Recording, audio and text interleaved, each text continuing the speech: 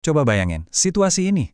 Kalian udah siap, mau nonton premier serial favorit, camilan udah di tangan, ekspektasi lagi tinggi-tingginya. Terus kalian pencet play, dan yang muncul cuma lingkaran merah yang muter-muter. Buffering. Bikin emosi banget kan? Nah, selamat datang di sesi bedah studi kasus kita kali ini. Kita bakal ngebongkar habis-habisan infrastruktur rahasia di balik raksasa streaming dunia, Netflix, dan ngelihat gimana sebenarnya mereka sukses ngatasin krisis skala raksasa ini dari balik layar. Oke, ini roadmap kita hari ini. Kita mulai dari krisis awal Netflix, lanjut ke peran vital sistem operasi, proses migrasi mereka ke Linux dan cloud, arsitektur terdistribusi, perbandingan teori OS dan realitanya, sampai nanti kita tutup dengan hasil dan pelajaran pentingnya. Bagian pertama, krisis infrastruktur awal Netflix. Balik ke masa-masa awal Netflix, tokoh antagonis di cerita kita ini sebenarnya adalah data center tradisional mereka sendiri.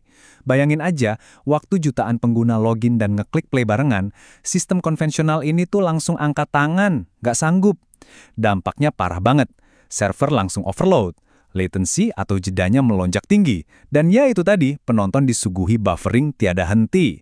Pertaruhannya gede banget kan, jutaan orang merefresh halaman yang sama di detik yang sama. Dan masalahnya nggak berhenti cuma di server overload. Berdasarkan data yang ada, kegagalan di satu server aja bisa bikin efek domino. Ngeruntuhin banyak layanan sekaligus yang berujung pada downtime panjang. Ditambah lagi penggunaan CPU, memori, dan penyimpanannya tuh sama sekali nggak efisien. Intinya pertumbuhan bisnis mereka benar-benar tersandar sama batasan fisik dari infrastruktur mereka sendiri.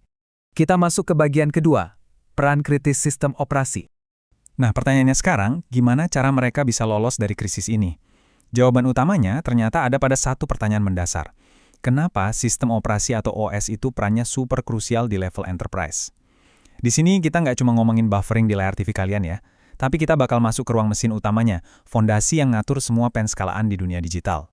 Buat perusahaan sekelas Netflix, OS itu bukan sekedar landasan buat jalanin aplikasi. Nggak, OS ini harus juggling, ngelola ribuan proses berat secara bersamaan tanpa boleh crash sama sekali. Dia yang ngatur lalu lintas alokasi CPU dan memori, nanganin arus keluar masuk data streaming yang supermasif, ngoptimasi jaringan, dan pastinya ngejaga keamanan level dewa.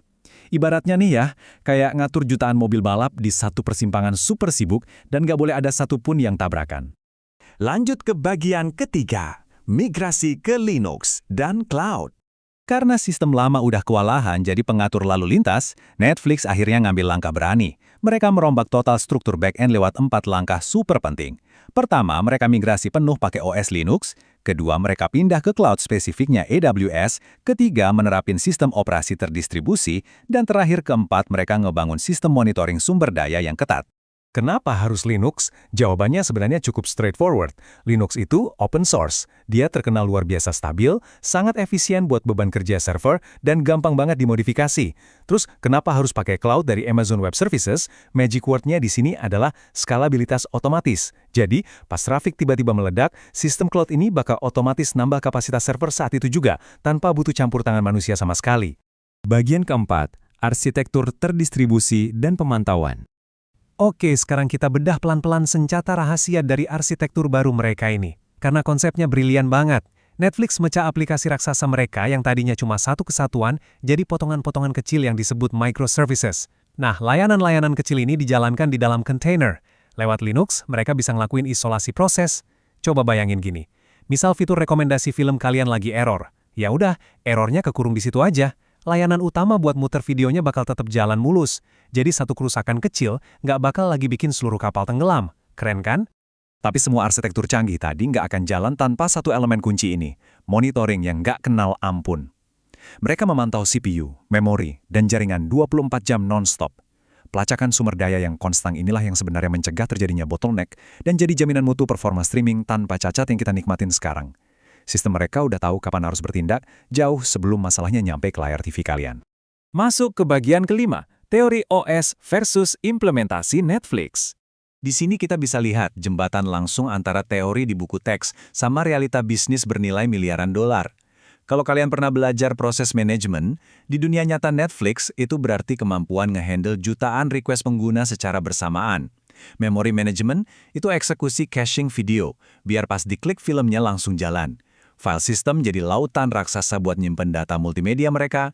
Jadi semua teori yang mungkin kedengaran abstrak ini benar-benar diterjemahin secara nyata jadi mesin canggih yang melayani jutaan streaming mulus tiap harinya.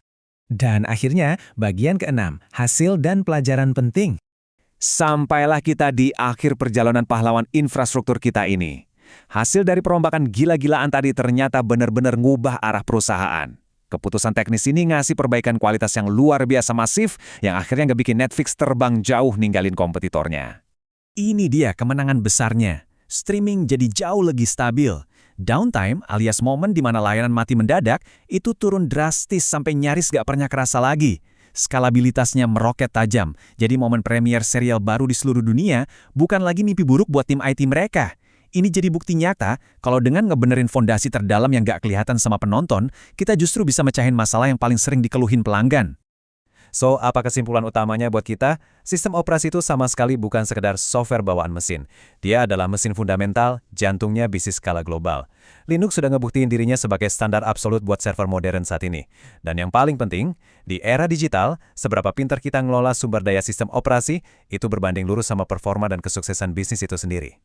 Sebagai penutup bedah kasus ini, coba renungin pertanyaan ini sejenak. Apa dampaknya kalau platform global sekelas Netflix dengan jutaan user masih ngotot pakai sistem operasi yang nggak stabil? Bayangin seberapa chaosnya kalau jutaan orang di seluruh dunia tiba-tiba kehilangan tontonan mereka di detik yang sama cuma gara-gara satu server down. Pembahasan hari ini benar-benar ngingetin kita betapa berharganya arsitektur tersembunyi yang mendayagunakan rutinitas digital kita sehari-hari, ya kan? Makasih udah ngikutin analisis ini, dan sampai jumpa di pembahasan seru berikutnya.